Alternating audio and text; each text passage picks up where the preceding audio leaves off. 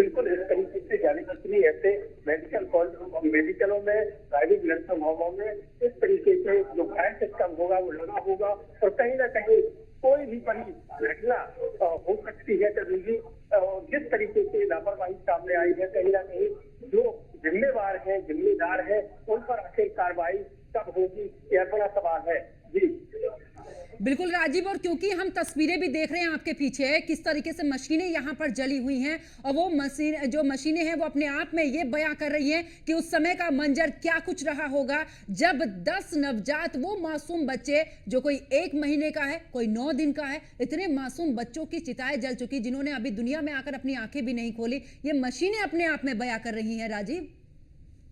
बिल्कुल, मैं आपको बता दूं कि यहाँ पर जो मशीनरी लगी हुई है वो पूरी तरीके से खाक हो गई है, पूरे तरीके से जल गई है। कहीं ना कहीं ये निश्चित बात है कि जो बच्चे थे, जो छोटे छोटे मासूम थे, उनकी चिताएं इसमें जली हुई है, और इसके लिए जो पूरे तरीके से मेडिकल प्रशासन और यहाँ का जो भी अग्निशमन जो भी दस्ता है, अग्निशमन प्रभारी है, वो पूरी तरीके से जिम्मेवार है, और इन पर कड़ी कार्रवाई होना चाहिए। जी बिल्कुल, और ऐसे में क्योंकि एनआईसीयू के अंदर और बाहर 2 पार्ट हैं, ऐसे में आपको बता दें कि क्योंकि यहाँ पर क्रिटिकल केयर यूनिट जो कि 2 पार्ट में बटी होती है, और वहां पर भी आपने एग्जिट और एंट्री दोनों एक ही रास्ते बनाए हुए हैं।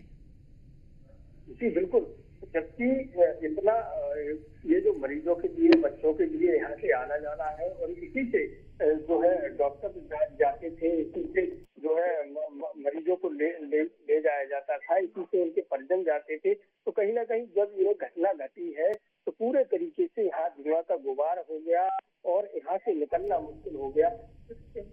तब कहीं जाकर खिड़की तोड़ी गई है, और खिड़की तोड़कर जो मासूमों को लगाया गया। देख सकते हैं किस तरीके से यहाँ पर कई मशीनों के पार्ट यहाँ पर पीछे पड़े हुए हैं। देखिए जो कई ऐसे पार्ट हैं जो यहाँ पर पूरे तरीके से पिघल चुके हैं। तो किस तरीके से हालात हुए होंगे जो थे। बिल्कुल राजीव, वापस लौटेंगे, और एसोसिएट एडिटर हमारे साथ में ब्रजेश श्रीवास्तव भी हमारे साथ में जुड़ चुके हैं न्यूज रूम से लाइव।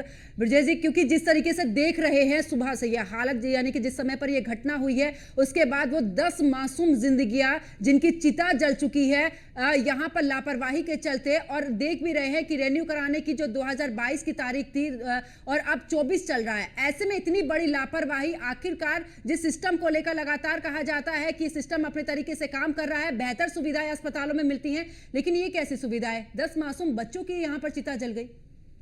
वाकई पंकज, इस तस्वीरों को देख करके किसी का भी दिल चीत्कार उठेगा। किस तरीके से 10 मासूमों की चिता जली है उस अस्पताल में जहां पर उनके माँ बाप ने इस उम्मीद के साथ उन्हें भर्ती कराया था कि उन्हें नया जीवन मिलेगा, लेकिन क्या मालूम था कि अपने मासूमों को अपने आंचल से जो है हटा करके माँ अस्पताल भेज रही है, अस्पताल में भर्ती करा रही है उनके इलाज के लिए, उनके स्वस्थ होने के लिए, लेकिन उनकी चिता ही बाहर आएगी। वो पूरे जले हुए शव जिस तरीके से बाहर आए वो वाकई में जो है अपने आप में दिलों को झकझोर देने वाला है। लेकिन सबसे बड़ी बात यह है, इस पूरी सिस्टम की नाकामी ने इन 10 मासूमों की जान ले लिया।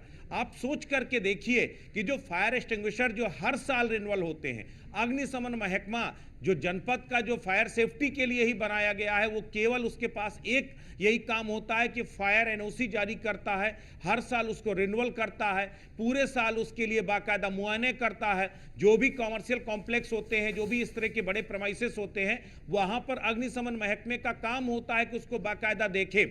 इसके साथ मेडिकल कॉलेज प्रबंधन की जिम्मेदारी थी कि हर साल या आप जो अग्निशमन यंत्र हैं इनको रिन्यूअल कराए, इस बात को देखें कि आखिर पूरी तरीके से जो व्यवस्थाएं चाक चौबंद है कि नहीं है। लेकिन इस पूरे मामले में पूरी तरह लापरवाही बरती गई, तो जाहिर तौर पर इस सिस्टम की नाकामी ने इन 10 मासूमों की चिता जला दिया है। इसका जिम्मेदार कोई और नहीं बल्कि ये पूरा सिस्टम है, और इस सिस्टम की नाकामी है।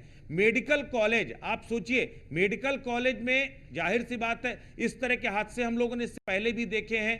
कई बड़े बड़े अस्पतालों में हादसे हुए और हर बार कहीं ना कहीं नाकामी की बात सामने आई, हर बार लापरवाही की बात सामने आई। आप सोचिए अगर इस पूरे मेडिकल कॉलेज को अगर आप जो एनालाइज करें कि आप किस तरीके से जो एनआईसीयू है, सीसीयू है, आपको दोनों को एक ही प्रेमाइसेस पे चल रहे थे, एंट्री और एग्जिट पॉइंट एक उस पर थे, ऑक्सीजन के इस पूरे रेगुलेटर पर जिस तरह से ब्लास्ट हुआ या फिर शॉर्ट सर्किट हुआ और उसके बाद आग लग गई। और आग को बुझाने के लिए अगर मौके पर तत्काल पूरा मेडिकल कॉलेज प्रबंधन ने मौके पर तत्परता बरती होती, उनके जो फायर इक्विपमेंट थे अगर उस वक्त सही मायने में चल रहे होते, तो शायद इस घटना को इतना बड़ा रूप लेने में, इस पूरी दर्दनाक घटना को रोका जा सकता था।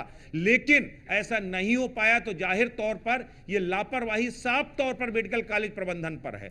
अब आप किसी की जवाबदेही तय कर लीजिए, अब आप किसी को जिम्मेदार ठहरा दीजिए। आपके पास में लौटूंगी।